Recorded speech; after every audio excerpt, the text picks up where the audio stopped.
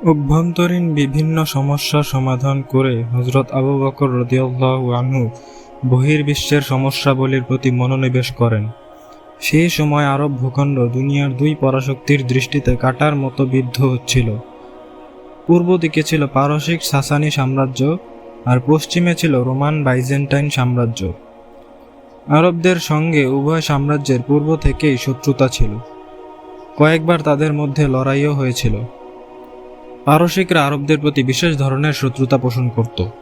শুধু কৃষ্টি সভ্যতা, রাজনৈতিক সামরিক দিক দিয়েই তারা নিজেদের শ্রেষ্ঠ বলতো না, বরং নিজেদের বংশকে দুনিয়ার অন্যান্য সকল জাতির চেয়ে শ্রেষ্ঠ মনে করত। এই কারণে আরবদের তারা অত্যন্ত ঘৃণার চোখে দেখত। তাদেরকে মূর্খ ও নিঃস্ব মনে করত। তাদের চালচলন, পোশাক আশাক এবং রীতিনীতি নিয়ে তারা ঠাট্টা বিদ্রূপ করত।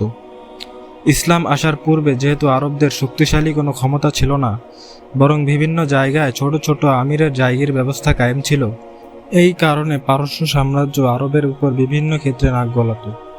কোনো কোনো সময় আরবদের এ সকল সর্দারকে পারস্য নিজের অধীনস্থ করে ফেলত, তাদের থেকে ট্যাক্স আদায় করত। কিন্তু আরবদের স্বাধীনচেতা মনোভাব তাদেরকে বেশি দিন অন্য কারো গোলামিতে থাকার সুযোগ প্রদান করত না। এই কারণে তারা বারবার বিদ্রোহ করে পারসিকদের থাবা থেকে স্বাধীন হয়ে যেত। ইসলাম আসার পর আরবদের সকল গোত্র এক পতাকা তলে একত্র হয়। এর মাধ্যমে তারা একটি শক্তিশালী মজবুত ক্ষমতায় পরিণত হয়ে যায়। এই কারণে পারসিক সাম্রাজ্য আরবদের প্রতি একটু বেশি শঙ্কা বোধ করতে থাকে। আরবদের কিছু খ্রিস্টান গোত্র ইরাকের সীমান্ত এলাকায় বসবাস করত। তারা পারস্যের রাজ দরবারে মুসলমানদেরকে একটি মারাত্মক হুমকি হিসেবে তুলে ধরতে থাকে। এই কারণে পারস্যের নেতৃত্বস্থানীয় ব্যক্তিবর্গ মুসলমানদের শক্তি টুকরো টুকরো করে দিতে চাচ্ছিল। কিন্তু সে সময় পারস্য সাম্রাজ্যকে চরম সংকটপূর্ণ রাজনৈতিক অবস্থার মোকাবেলা করতে হচ্ছিল। এই কারণে পারস্যের সাংসদদের কারো বহির্বিশ্বের প্রতি দৃষ্টি দেওয়ার সুযোগ হচ্ছিল না। পারস্যের বাদশাহ পারভেজের মৃত্যুর ফলে চরম রাজনৈতিক সংকট তৈরি হয়। রাসূল সাল্লাল্লাহু আলাইহি ওয়াসাল্লামের চিঠি ছিঁড়ে ফেলার কিছুদিন পর সে আপন ছেলে শেরওয়াইয়ের হাতে মৃত্যুবরণ করে। বিদ্রোহের আশঙ্কা থেকে বাঁচার জন্য শেরওয়াই তার ভাইদেরও হত্যা করে ফেলে। এর ফলে সাসানি সাম্রাজ্য একচ্ছত্র উত্তরাধিকারের ক্ষেত্রে নিঃস্ব হয়ে যায়। নিজের ক্ষমতা পাকাপোক্ত করার লক্ষ্যে এত সব প্রচেষ্টা এবং পদক্ষেপ গ্রহণ করা সত্ত্বেও এই হতভাগা শেরওয়াই মাত্র 8 মাস শাসন কার্য পরিচালনা করে মৃত্যুবরণ করে। মৃত্যুর সময় সে মাত্র 7 বছর বয়সী ছেলে আরদশির ব্যতীত কোনো উত্তরাধিকার রেখে যেতে পারেনি। তখন তাকেই সিংহাসনে বসিয়ে দেওয়া হয়। কিন্তু বয়স স্বল্পতার কারণে সে রাষ্ট্রীয় দায়িত্ব পালন করতে পারছিল না। এমনকি রাষ্ট্রের অবস্থা এতটাই নাজুক হয়ে গিয়েছিল যে বিভিন্ন সময়ে হেরেমের নারীদের রাষ্ট্রীয় কার্য পরিচালনা করতে হচ্ছিল। রাসূল সাল্লাল্লাহু আলাইহি ওয়াসাল্লামের জীবনের শেষ বছর থেকে নিয়ে হযরত আবু বকর রাদিয়াল্লাহু আনহু-এর শাসনকাল পর্যন্ত পারস্যের রাজনৈতিক অবস্থা সম্পূর্ণ ভঙ্গুর ও করুণ ছিল। এই সময় বুরান দখত এবং আরজামি দখত নামক দুই শাহজাদি রাষ্ট্রের সকল বিষয়ে প্রভাব বিস্তার করেছিল। পারস্যের রাজনৈতিক অবস্থা এই ভঙ্গুর দশা থেকে আর বের হতে পারেনি। মোট কথা, এসব কারণে পারস্য তখন পর্যন্ত আরব ভূখণ্ডের বিরুদ্ধে কোনো ধরনের পদক্ষেপ নেওয়ার সুযোগ পাচ্ছিল না। উপরন্তু হযরত আবু বকর রাদিয়াল্লাহু আনহু মনে করতেন, যে শক্তি পারস্যের অবস্থা নিয়ন্ত্রণে আনতে পারবে তার গোটা আরবের উপর আধিপত্য বিস্তার করতে বেশি বিলম্ব হবে না। এজন্য তিনি পূর্ব সীমান্তের প্রতি অত্যন্ত সতর্ক দৃষ্টি রাখছিলেন। আল্লাহ তাআলার ইচ্ছায় এই সময় ইরানে আপনা আপনি এমন এক অবস্থা তৈরি হয়ে যায়, যার ফলে হযরত আবু বকর সিদ্দিক রাদিয়াল্লাহু আনহু প্রথমবারের মতো পারস্য সীমান্তে আক্রমণের দ্বিধাহীন বৈপ্লবিক সিদ্ধান্ত গ্রহণ করেন। বিষয়টি হলো, ইরাকের সীমান্ত এলাকায় কিছু আরব গোষ্ঠীর বসবাস ছিল। শত শত বছর ধরে তারা পারসিকদের জুলুম নির্যাতনের শিকার হচ্ছিল। তারা পারস্যের রাজনৈতিক অবস্থার সুযোগ নিয়ে পারসিকদের বিরুদ্ধে অবস্থান নেয়।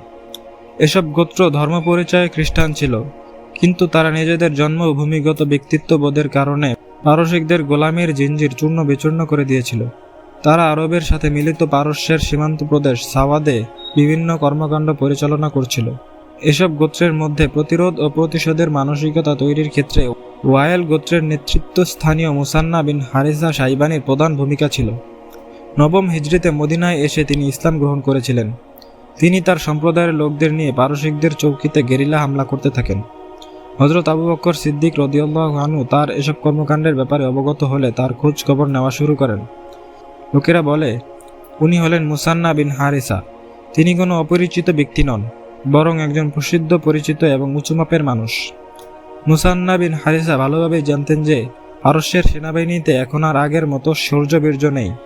তিনি চিন্তা করলেন, যদি মদিনা থেকে মুজাহিদ বাহিনীর ব্যবস্থা হয় তাহলে পারস্য জয় করাটা বেশি কঠিন কিছু নয়। তাই তিনি নিজেই মদিনায় আসেন এবং খেলাফতের পক্ষ থেকে ইরাকে আক্রমণের অনুমতি গ্রহণ করেন। পাশাপাশি তাকে সাহায্য করার জন্য কিছু মুজাহিদ পাঠানোর অনুরোধ করেন। হযরত আবু বকর রাদিয়াল্লাহু আনহু তার সাহায্যে ৮,০০০ মুজাহিদ প্রেরণ করেন। কিন্তু তিনি অনুভব করতে থাকেন যে পারস্যের মতো এমন বিশাল সাম্রাজ্যের বিরুদ্ধে লড়াই করার জন্য একজন অসাধারণ সেনাপতি নিয়োগ করা প্রয়োজন। তখন তার দৃষ্টি পুনরায় হযরত খালিদ বিন ওয়ালিদ রাদিয়াল্লাহু আনহু এর উপর পড়ে। ইতিপূর্বে তিনি খতমে নবুয়ত অস্বীকারীদের বিরুদ্ধে পরিচালিত জিহাদে অসাধারণ সফলতা অর্জন করে যোগ্যতার প্রমাণ রেখেছেন। হযরত আবু বকর রাদিয়াল্লাহু আনহু তখন তাকে ইরাকের দিকে মার্চ করার এবং মুসান্না বিন হারিসা রাদিয়াল্লাহু আনহু এর লক্ষ্য অর্জনে সহযোগিতা করার নির্দেশ প্রদান করেন। হযরত খালিদ বিন ওয়ালিদ রাদিয়াল্লাহু আনহু তখন নিজের সাহায্যে কাউকে পাঠানোর আবেদন জানান। আবু বকর রাদিয়াল্লাহু আনহু তখন কাআকা বিন আমর রাদিয়াল্লাহু আনহুকে প্রেরণ করেন, যিনি যুদ্ধ এবং দুতালির ক্ষেত্রে দৃষ্টান্তহীন ব্যক্তি ছিলেন। লোকেরা তখন আপত্তি জানালো যে শুধু একজনকে পাঠালে কী লাভ হবে। আবু বকর রাদিয়াল্লাহু আনহু উত্তরে বলেন, তার মতো এক ব্যক্তি যেই বাহিনীতে থাকবে সেই বাহিনীকে পরাজিত করা সম্ভব নয়। ইরাকের ওপর প্রথম আক্রমণেই সফলতার জন্য অত্যন্ত শক্তিশালী বাহিনীর প্রয়োজন ছিল, যার দ্বারা মুসলমানদের শক্তির বিষয়টি তাদের জানা হয়ে যাবে। এই লক্ষ্যে হযরত আবু বকর রাদিয়াল্লাহু আনহু আপন সভাসদদের সঙ্গে পরামর্শ করে অত্যন্ত ভেবেচিন্তে যুদ্ধের একটি নকশা তৈরি করেন। পাশাপাশি তিনি ইয়াজ বিন ওয়ানাম রাদিয়াল্লাহু আনহুকে সৈন্যবাহিনী খালিদ বিন ওয়ালিদ রাদিয়াল্লাহু আনহুর সাথে মিলিত হওয়ার নির্দেশ প্রদান করেন। হিকমতে আমলি তথা কৌশলগত দিক বিবেচনায় এই সেনাদল পারস্যের উপসাগরের তীরবর্তী স্থান উবুল্লার নিকটে একত্র হন। তাদের একদিকে ছিল পারস্য, অপরদিকে ছিল আরব ভূখণ্ড, আর তৃতীয় দিকে ছিল পারস্য উপসাগরের গভীর জল। উক্ত স্থান এতটাই গুরুত্বপূর্ণ যে সেখানে অবস্থানকারী সৈন্যবাহিনী একই সঙ্গে ইরাক ও আরব সীমান্তে আধিপত্য কায়েম করার পাশাপাশি চাইলে সমুদ্র পথে বিনা বাধায় হিন্দুস্তান যেতে পারে। ইরাকের এই পয়েন্টটি পারস্যের গভর্নর হরমুজের শাসনাধীন ছিল, যার জুলুম নির্যাতনের কারণে জনগণ অত্যন্ত পেরেশান ছিল। তারা এই কারণে তার উপর বিভিন্নভাবে বদদোয়া করত। মানুষের মধ্যে হরমুজ নামটি একটি গালির রূপ ধারণ করেছিল। হরমুজের চেয়ে বড় কাফের শব্দটি কাউকে উত্তেজিত করার ক্ষেত্রে সাধারণ প্রবাদ হয়ে গিয়েছিল। হযরত খালিদ রাদিয়াল্লাহু আনহু আসামাত্রই হরমুজকে চিঠি মারফত জানিয়ে দেন যে হয়তো তোমাকে ইসলাম গ্রহণ করতে হবে কিংবা জিজিয়া প্রদান করে আমাদের নিরাপত্তায় চলে আসতে হবে, অন্যথায় তোমাদের বিরুদ্ধে লড়াই করার জন্য এমন এক সম্প্রদায় আসছে যারা আল্লাহর পথে নিহত হতে এতটাই ভালোবাসে যেমনভাবে তোমরা মদ পান করতে ভালোবাসো। হরমুজ এই চিঠিটি পারস্যের রাজধানী মাদায়েনে পারস্য সম্রাট আর্দশিরের নিকট পাঠিয়ে দেয়। এরপর সে তার বিশাল সৈন্যবাহিনী নিয়ে মুসলমানদের বিরুদ্ধে লড়াইয়ের জন্য বের হয়। তার সাথে অত্যন্ত নামকরা প্রসিদ্ধ শাহজাদা ও পালোয়ান ছিল, যাতে করে পরাজিত হয়ে পলায়নের কোনো চিন্তা মাথায় না আসে। এজন্য তারা সৈনিকদের সারিগুলোকে শেকল দ্বারা বেঁধে দেয়। এই কারণে যুদ্ধটিকে জাতুস সালাসিল তথা শেকলের যুদ্ধ বলা হয়। যেহেতু এটি আরবের মুসলমান এবং অনারবের অগ্নিপূজকদের মধ্যে রীতিমতো প্রথম যুদ্ধ ছিল, এজন্য বেশ ঘটা করে যুদ্ধের দামামা বাজানো হয়। তখন হযরত খালিদ বিন ওয়ালিদ রাদিয়াল্লাহু আনহু শত্রুর মনোবল চূর্ণ করে দেওয়ার জন্য তরবারি কোষমুক্ত করে উভয় বাহিনীর মাঝখানে এসে দাঁড়ান। এরপর তিনি তাদেরকে মল্লযুদ্ধের জন্য আহ্বান করতে থাকে। মুসলমানদের প্রধান সেনাপতিকে তরবারি কোষমুক্ত করে সামনে এগিয়ে আসতে দেখে তাদের সেনাপতি হরমুজ নিজের সম্প্রদায়ের সাহস ও উদ্দীপনা বাকি রাখার জন্য বাধ্য হয়ে ময়দানে নেমে আসে। কিন্তু সে নিজের সাথী সঙ্গীদের বলে আসে যে তারা সুযোগ পেলে সারি থেকে বের হয়ে যেন খালিদ বিন ওয়ালিদ রাদিয়াল্লাহু আনহু এর উপর আক্রমণ করে বসে। লড়াই শুরু হয়ে যায়। খালিদ বিন ওয়ালিদ রাদিয়াল্লাহু আনহু এবং হরমুজ প্রত্যেকেই নিজ নিজ ঘোড়া চালিয়ে সামনে এগিয়ে আসে। উভয়ের মধ্যে তরবারির মাধ্যমে তুমুল লড়াই চলে। একসময় হযরত খালিদ রাদিয়াল্লাহু আনহু হরমুজকে আয়ত্তে নিয়ে আসেন। এটা দেখা মাত্র হরমুজের সাথীরা খালিদ রাদিয়াল্লাহু আনহু এর দিকে আক্রমণ করতে চলে আসে। কিন্তু ততক্ষণে ওই দিক থেকে কাআকা বিন আমর রাদিয়াল্লাহু আনহু আক্রমণ করে তাদেরকে পিছু হটিয়ে দেন। এর মধ্যেই হযরত খালিদ রাদিয়াল্লাহু আনহু হরমুজের খেল খতম করে দেন। ফলে পারসিকদের মনোবল ভেঙে যায়। তাদের পালোয়ানরা নিজেদের শেকলগুলো ভেঙে পলায়ন করে। মুসলমানরা তাদের পশ্চাৎধাবন করতে করতে অসংখ্য সৈনিককে হত্যা করেন। এটা 12 হিজরির শুরুর দিকের ঘটনা। অনারব সীমান্তে অর্জিত এই প্রথম বিজয়ের সংবাদ ও গনিমতের 1/5 দরবারে খেলাফতে পাঠানো হয়। এরই মধ্যে পারস্যের রাজ দরবার থেকে নামকরা জেনারেল কারিনের কমান্ডে হরমুজের সাহায্যে একদল সেনা পাঠানো হয়। এই বাহিনী তখনও রাস্তায় ছিল। পথিমধ্যে তারা হরমুজের পরাজিত বাহিনীকে ফিরে আসতে দেখে। তারা তখন নিজেদের উপর আপতিত মহাবিপদের সংবাদ প্রদান করে। কারিন এটা শুনে আতঙ্কগ্রস্ত হয়ে যায়। সে ছান্নি নামক স্থানে ছাউনি স্থাপন করে। ওইদিকে হযরত খালিদ বিন ওয়ালিদ রাদিয়াল্লাহু আনহু নিজের বাহিনীকে অগ্রসর করে পারসিকদের উপর প্রবল আক্রমণ করেন। প্রতিপক্ষ বাহিনী এক্ষেত্রেও ভালো করে লড়াই করতে পারেনি। কারিন এতে নিহত হয়। তার 30,000 সৈন্য মৃত্যুর মুখে উপনীত হয়। পারস্যের রাজ দরবারে এই লজ্জাজনক পরাজয়ের সংবাদ পৌঁছলে আন্দার জাগর ও বাহমান জাদাবিয়া বিশাল সৈন্য নিয়ে মুসলমানদের থেকে প্রতিশোধের জন্য বের হয়। 12 হিজরির সফর মাসে ওলাজা নামক স্থানে মুসলমান এবং অগ্নিপূজকদের মধ্যে প্রলয়ঙ্কারী যুদ্ধ সংঘটিত হয়। হযরত খালিদ বিন ওয়ালিদ রাদিয়াল্লাহু আনহু নিজ বাহিনীর কিছু অংশ রণাঙ্গনের পাশেই এক স্থানে লুকিয়ে রাখেন। যখন উভয় পক্ষ লড়াই করতে করতে ক্লান্ত হয়ে যায়, তখন মুসলমানদের আত্মগোপনে থাকা সেই তরতাজা বাহিনী হঠাৎ করে এসে পারসিকদের উপর প্রবল আক্রমণ করে বসে।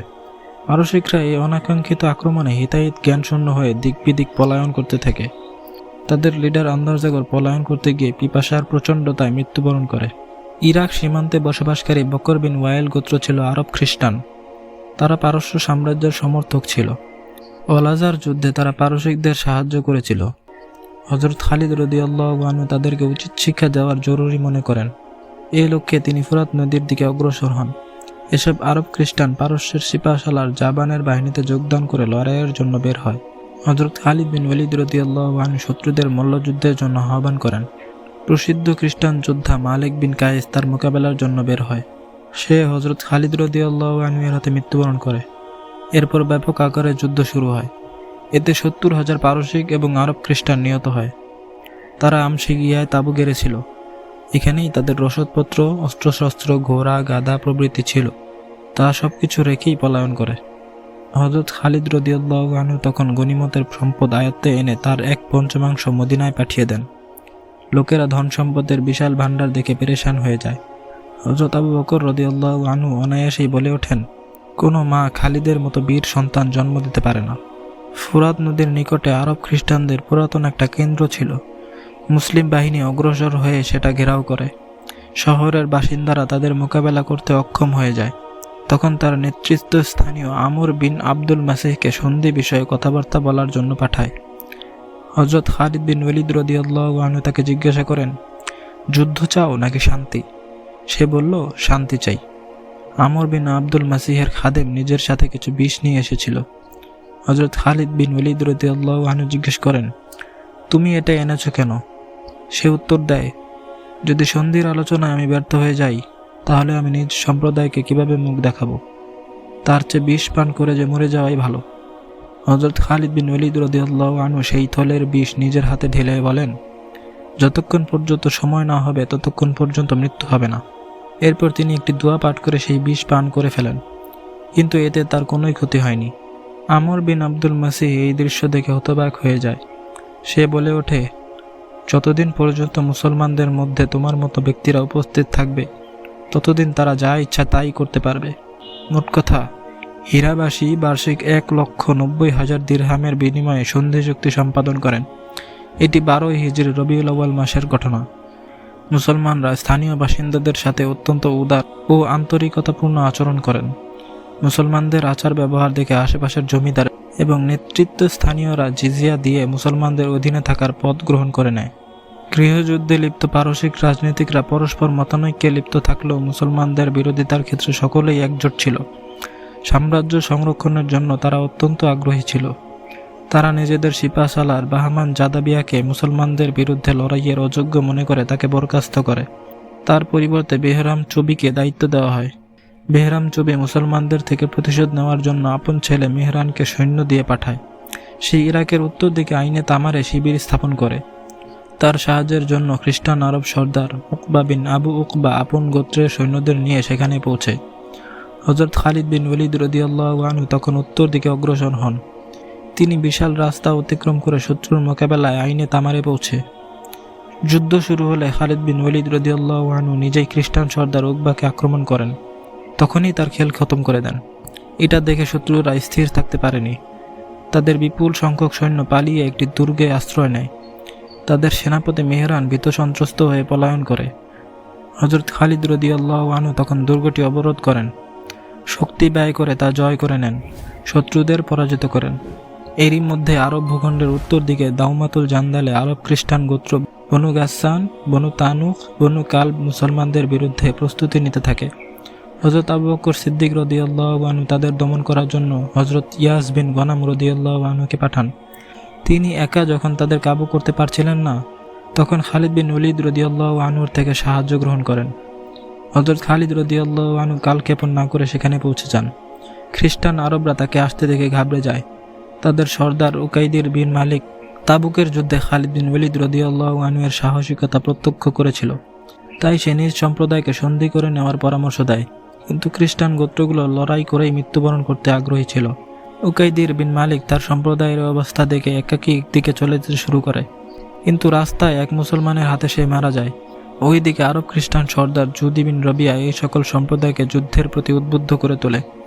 তারা দুই ভাগে বিভক্ত হয়ে খালিদ বিন ওলীদ রাদিয়াল্লাহু আনহু এবং ইয়াস বিন গনাম রাদিয়াল্লাহু আনহুর বাহিনীর বিরুদ্ধে লড়াইয়ের জন্য ভিন্ন ভিন্ন পোশাকে বের হয়। ঘোরতর যুদ্ধের পর খ্রিস্টানদের উভয় দল পরাজিত হয়, জুদি গ্রেফতার হয়। অবশিষ্ট খ্রিস্টান পিছু হটে দুর্গে আশ্রয় গ্রহণ করে। হযরত খালিদ রাদিয়াল্লাহু আনহু তরবারির মাধ্যমে এই দুর্গ বিজয় করে দম নেন। এর মাধ্যমে তিনি আরব খ্রিস্টানদের শক্তি ও ক্ষমতা চূর্ণ বিচূর্ণ করে দেন। এরপর হযরত খালিদ বিন ওলীদ রাদিয়াল্লাহু আনহু পুনরায় হিরায় চলে আসেন। সেখানে অনারব রাজনীতিক এবং আরব খ্রিস্টান সর্দাররা নতুন করে শক্তি সঞ্চয় করে যুদ্ধের আগুন প্রজ্বলিত করে তোলে।